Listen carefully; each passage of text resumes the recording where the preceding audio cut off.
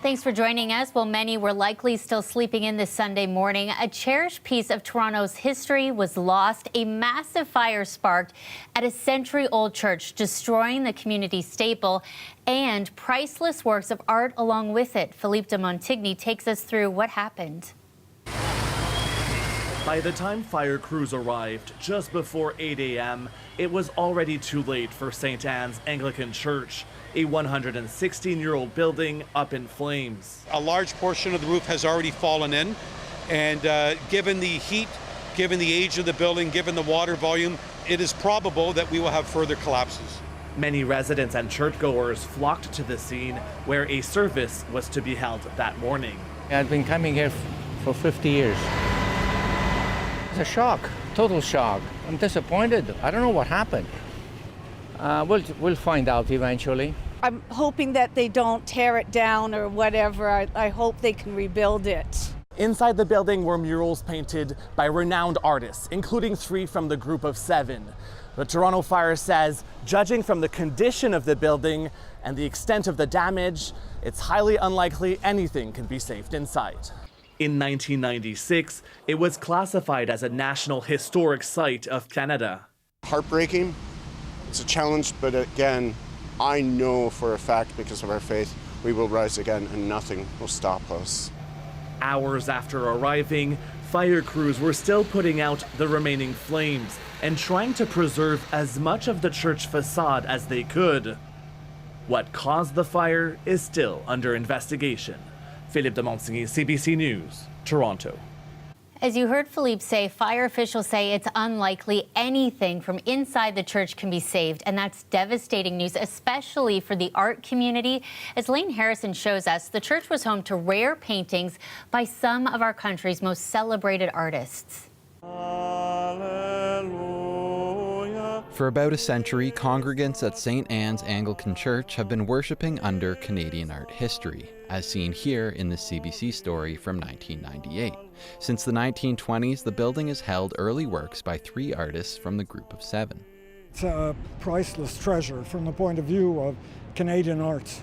It is a huge loss. It is definitely. I mean, because there are very few churches that have that concentration of painters and artists who have contributed to it.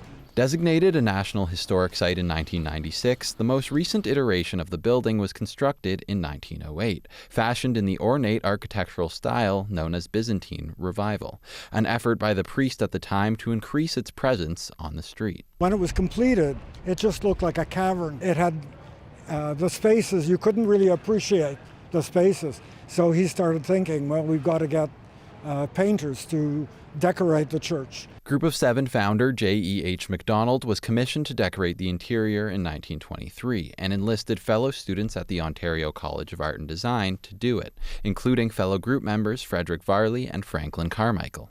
I think it's the only place where there were any works by the Group of 7 that were religious in content. Most of the stuff that they did, people remember for the landscape paintings that are at the AGO, McMichael, and in private collections. So this is a monumental loss. The church is not the only in the Byzantine style in Toronto, but they are becoming more rare. Because they were designed to be so eloquent and architecturally significant, we're not designing that way anymore.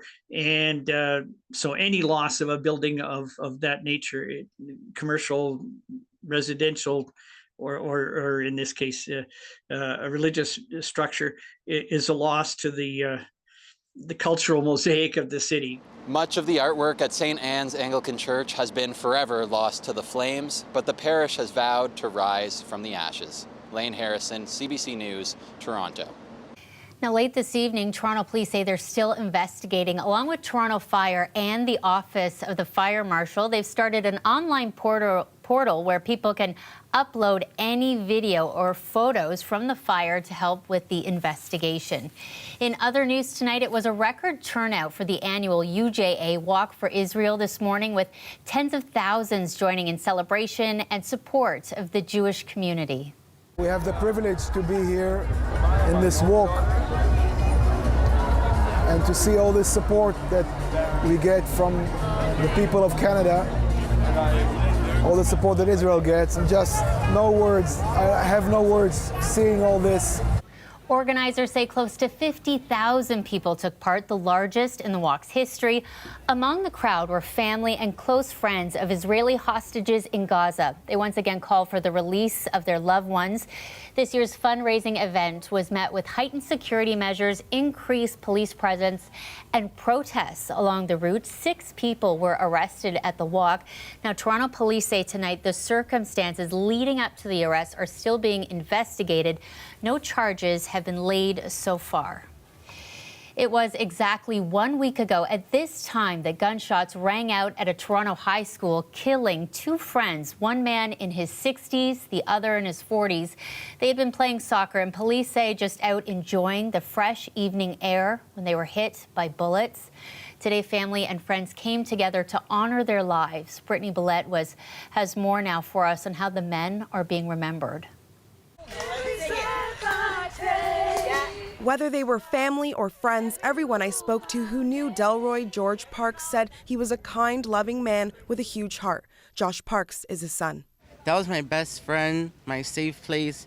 If I felt scared, I just have to see my dad in the room. I felt so much better, and now I don't have that. He helped me during a very hard time after I had my first child and I was going through postpartum. And he would come and take the baby so I could sleep, or so I could shower, so I could go outside. And when you think about that, it just hurts that somebody would take him away from his family, all his family, whether we were blood or not. Parks' daughter said her dad was a well-respected community member, and people who knew him knew he had a great passion for fitness. She wanted to honor that through a walk in James Garden. We would often go on walks. He was a very, very healthy guy, more healthy than me. And this was just a place that we used to come to almost every week as a children. The 61-year-old father was shot and killed June 2nd, just before 11 p.m. at the North Albion Collegiate Institute parking lot, near the corner of Mount Olive Drive and Kipling Avenue. He had been playing soccer earlier that night with his friends. Police say the group of men were talking in the parking lot when 2 suspects in a pickup truck drove up, got out of the car, and shot at the group of men. 5 of them were struck. Parks' friend, 46-year-old Seymour Gibbs, also died from his injuries days after the shooting. He has a baby. That baby will never know his dad. Parks' wife says the 2 men grew up in Jamaica together and stayed friends when they moved to Canada. When we found out Dapper died, I think it was just another blow we couldn't take at the time. One of the participants at the walk was another victim of the shooting, one of 3 survivors. He said he didn't want to speak on camera as the investigation is still underway, but he was lucky to be recovering. Police say they don't believe the suspects knew the victims, and so far, no one has been arrested. That's a big one. I want them found. I want them found badly. Neighbors and friends say they're still in shock at the senseless act of violence, but they're rallying together to support each other. Kipling isn't a neighborhood. They're family. It's a family. They're family.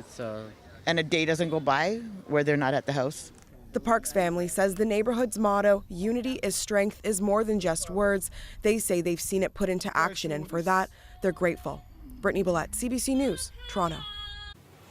Turning to Canada's busiest airport next, which saw plenty of action last night when it held a full-scale emergency exercise. It is incredibly real. I think they will be very surprised as to how real it is, and there's a few reasons for that. You want our volunteers to act as, the way they would if we have an event like this, God forbid, and we want that reality also for the responders that are showing up, because they're going to have to manage that level of stress, and that intensity is what we're trying to create. The exercise was meant to simulate an explosion happening in the terminal. It lasted 4 hours and involved more than 100 volunteers, many wearing realistic makeup, as you can see there. There were some 300 responders from the surrounding area, including Peel Regional Police, Toronto Pearson Fire and Emergency Services, and Air Canada.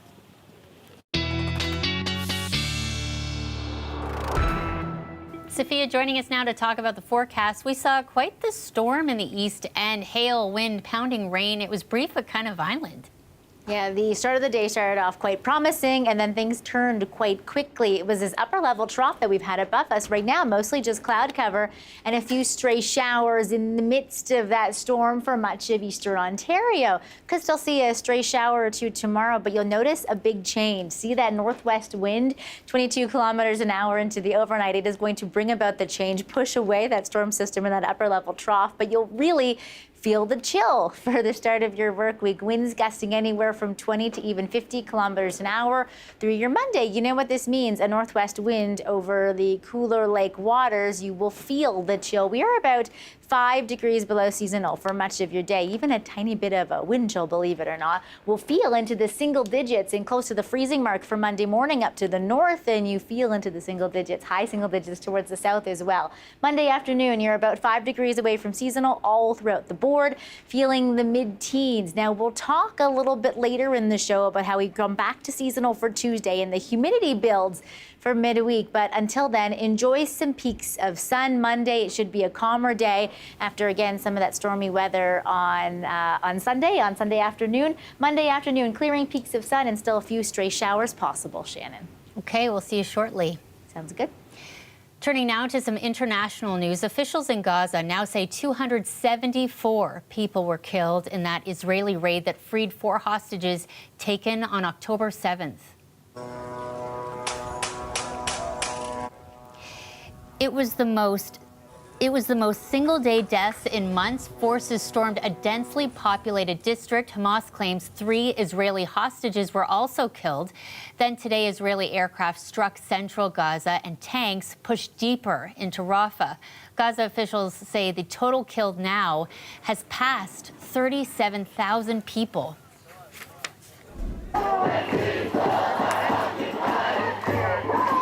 Meanwhile, back in Toronto, 4 people have been charged after being arrested at a pro-Palestinian rally this weekend. It happened yesterday afternoon near University and Armory Street. Toronto police say demonstrators were holding a large flag when officers saw a person painting on the road under it. In a statement to CBC, police say officers attempted to arrest a person, but demonstrators tried to prevent the arrest, reacting, quote, aggressively and allegedly assaulting an officer. 4 people were taken into custody. They've since been charged with several counts, including mischief, obstruction, and assault of a peace officer. They're due to appear in court later this summer.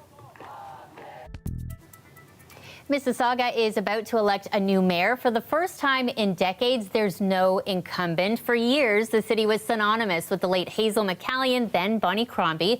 Well, now the top job is up for grabs. Clara Pasica joins me now. You've been tracking the race from the beginning. One of the candidates seemed to be leading the pack, but that changed recently. Things got very exciting on the campaign trail in the final few days of this race. A race that looked like it might be a little bit of a runaway for the leading candidate has now turned into, at least according to polls, what's looking a little bit more like it might be a photo finish. And I'm going to take you back to April to talk about just how significant this is. In April, it looked like leading candidate Carolyn Parrish had double-digit leads according to several polls. Carolyn Parrish is a former Liberal MP and until recently a Mississauga City Councillor.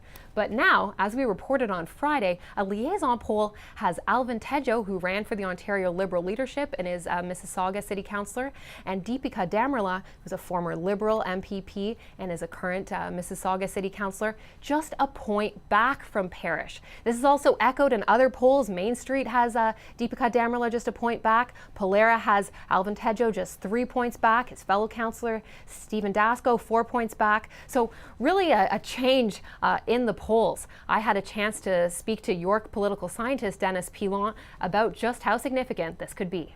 Polls are important because they don't just reflect the results, they also help to create the results. And that's why campaigns will often wield polls, right, as a stick. They'll say, hey, look at these polls. We're ahead. Don't waste your vote on that loser. You need to come over here. Join the winning side. And there is a bandwagon effect that can occur as voters start to see a migration towards certain candidates. It really has added an energy to this campaign, unlike what we've seen this entire race. And Clara, we're seeing quite a significant group of voters who say they're still undecided.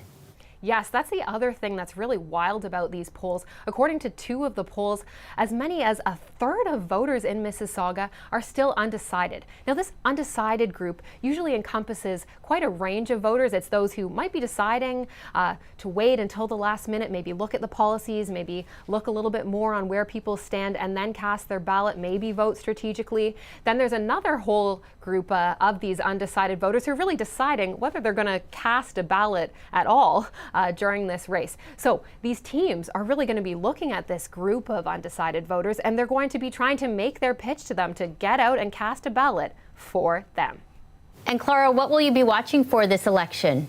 Well, whether the next mayor is elected by 1 vote or thousands of votes, it all comes down to just one winner. And we're going to be bringing you those results at 8 p.m. live streaming on our election night special. I myself will be at the Carolyn Parish headquarters. Several of my colleagues will be at the headquarters of other leading candidates, and we'll be bringing you the results whenever that call is made in a race that could be a nail-biter. So it wasn't the start to the Stanley Cup final. Oilers fans were hoping for Edmonton dropping its series opener 3-0 to the Florida Panthers, but a lot of fans still uniting behind the team, including the hometown of the Oilers' biggest star. Connor McDavid has been in this town virtually his entire life. He has went to Clear Meadow to Mulock High. He played with NMHA, with the York Simcoe Express.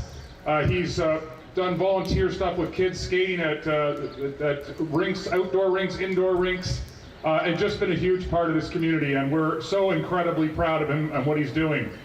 Yeah, loyal hockey fans last night braving the weather to watch Newmarket's own Connor McDavid. While many were disappointed by last night's result, they're hoping for a Game 2 rebound. And even as many unite behind Canada's only remaining team, it is causing some mixed emotions in other places. The CBC's Aaron Collins has our story. Chuck and Bear, and they're trading them. In the rough and tumble Battle of Alberta, Gretzky. Memories are long, especially in the playoffs. Heartbreak at the hands of an arch rival, impossible to forget. Captain Connor McDavid. But with an Alberta team in the finals, can they be forgiven, even temporarily? The pros not the only ones still playing. On the ice in Calgary, Edmonton's success firing up Flames fans too.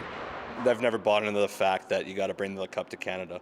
It's a rivalry. You just can't cheer for them, right? We got to support our Southern Alberta brethren and cheer against them. Up the road in the capital, a happier vibe. Let's go Oilers! Let's go Oilers! We want the cup! And a respect for the provincial rivalry. I don't think the Calgary fans will support Edmonton. That's just the way it goes. Not surprising, according to this balanced expert. He says for true fans, their team and its rivals are part of their identity.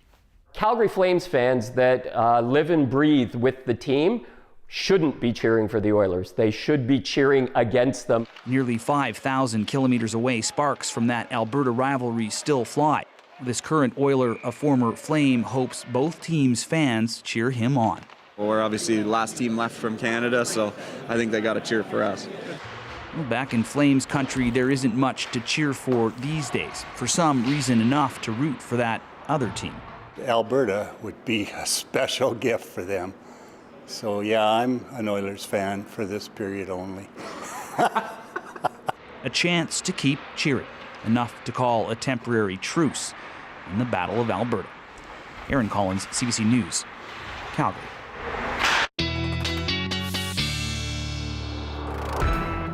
I like that. I'm an Oilers fan for this period only. Yeah.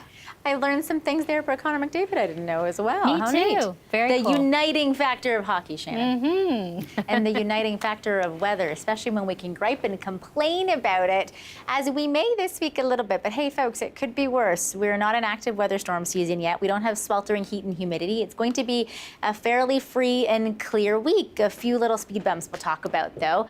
Watching those showers still dwindle for many of you in parts of eastern Ontario. As we head into the overnight, the clouds will still be with us. They will clear into Monday afternoon. Again, it's this northwest wind just clearing everything out like that big squeegee. It will make everything feel a little bit chillier as well. We talked about this earlier, feeling close to the freezing mark for some in the north, feeling like the high single digits in the south for Monday morning for the bus stop and for the commute to work. And then Monday afternoon, we are about 5 to 7 degrees below seasonal in much of the south. And then for those of you, as we head into Tuesday, there will be a bit of a rebound in place, but temperatures will really try to figure out what they want to do this upcoming work week. Tuesday, in fact, will be a glorious day, maybe a couple of degrees cooler than many would like, dare I say. You still might need the long sleeves, but plenty of sunshine. And again, we have rebounded back to seasonal. The next cold front lurking in the wings will be a bit of a story maker midweek, but really the first half of this week will be quite pleasant, be quite warm, plenty of sunshine chances. And as we head into Wednesday and Thursday, that's that next chance of showers or rain, a little bit more heavy for many of you in parts of eastern Ontario. And then watch the humidity tick up, especially for many of you into southwestern Ontario as we head into Thursday and Friday, feeling again into the low 30s, so not sweltering, but again sticky for anybody that doesn't have air conditioning. Now see if you can catch where the cold front comes in. Friday into Saturday, can you see the humidity just get completely cut down? Depending on where you are, that will be bringing us back down to seasonal for next weekend. Again, mid-June, not so bad, Shannon. It could be worse. I'm knocking on wood here. Watch for that midweek story maker. Yeah, we'll wait and see. It could be a more heavier rain into the east. Alrighty, well, thanks so much for watching. Before we go, the rain today couldn't keep people away from enjoying some festivals around Toronto, including Due West Fest. That's a coming together of music, arts, food, and fun along Dundas Street West. Also, Luminato, which celebrates Canadian and international artists who light up the city with music, dance, theater, and more. Just so much fun happening around the province as we head into summer. Thanks so much for watching. We'll see you again soon.